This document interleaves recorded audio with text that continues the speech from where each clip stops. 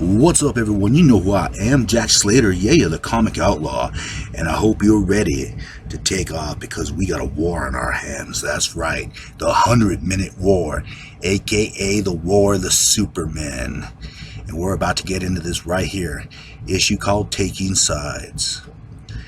And as we left off, General Lane had destroyed New Krypton by allowing one of his soldiers to get captured. He was the murderer of Supergirl's father. And he became a human bomb and destroyed New Krypton. And now the Kryptonian fleet is on the way to destroy Earth. And Lane and Perry are having a moment here where they're just kind of discussing what's going on, how deep the rabbit hole does go with General Lane. And, you know, Perry's just running off saying, you know, we need to start printing this, we need to start doing this. And right in the middle of his big rant, Great Caesar's ghost, Superwoman, comes out of nowhere, smashing through the wall. And this is the other daughter of General Lane, transformed into the killing machine that you see before you. She has her way in the Daily Planet, and she's here for Lois Lane.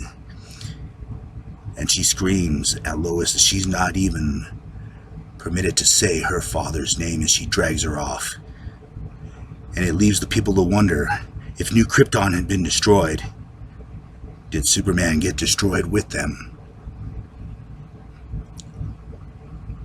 As the fight continues, the war, and in the shattered remains of New Krypton, Supergirl and Superman, Supergirl being the only survivor, picks up the Kryptonian flag and charges off for vengeance. For she had lost her father and now her mother. And she races off, flag in hand. Kal-El tries to stop her, grabs her leg, and she kicks him. Kal-El, surprised by this, throws her into the moon of New Krypton so they can have a moment and she could cool her head off, for she is in a deep, deep rage. And there's enough atmosphere for they could talk, and she swings at him with everything that she has. She wants to destroy something. She wants vengeance for her mother and father. And nothing will derail her at this point.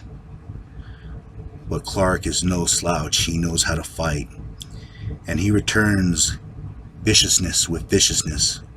Just enough to pull her out of the rage and get her talking. And she says that it was all her fault, for she was the one that brought that spy into their midst. So therefore she thinks that she's responsible for the deaths of all those people.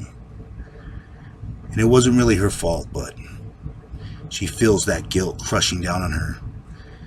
And Clark gives her hope, for they are still family, and they still have each other. But now there's a more important issue on the horizon, for they have to take sides between Krypton and Earth. And this is a very hard decision for Superman's homeworld, and Kara's too. But these same humans have destroyed her mother, father, their people, and still they must find a way to save them all. Meanwhile, the Kryptonian fleet is heading towards Earth, and Zod wants to know the exact time that Krypton blew up and how long it will take to Earth. So he will make Lane suffer that whole time while he's ripping him limb from limb. And Zod takes a moment and realizes the loss, and he knows the best way to avenge them. Meanwhile, Team Krypton Earth, basically Superboy, Steel, Guardian, Nightwing, Firebird, Jimmy Olsen, they're trying to figure out a way to bust out Steel's niece. And of course, these bad guys are in the most obvious place that you would think of. They're hiding out in the Washington Monument. Oh yeah, let's not forget Krypto. And all they got to do is bash their way in order to get Lane and to see if they could stop this war before the Kryptonians get here, and also to rescue Steel's niece. And this is basically just a look at General Lane and how twisted he actually is, how much destruction he's willing to rain down in order to save his own country, to save his own people. And Lane thinks of himself not as a murderer, but a hero, a patriot. And he has a base on Mars waiting for the Kryptonians.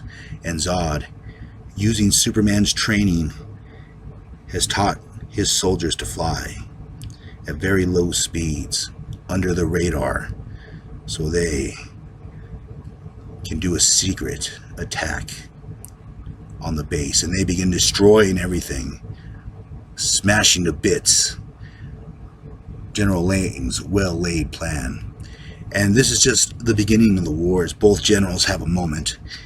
And in this time, you can see how much they really have in common.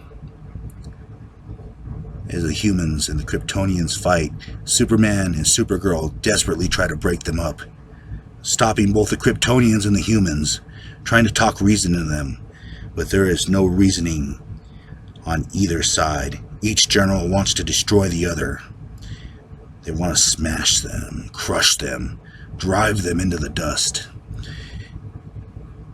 But the Kryptonians are heading to Earth in a massive amount, and Lane needs Lex Luthor to save the day.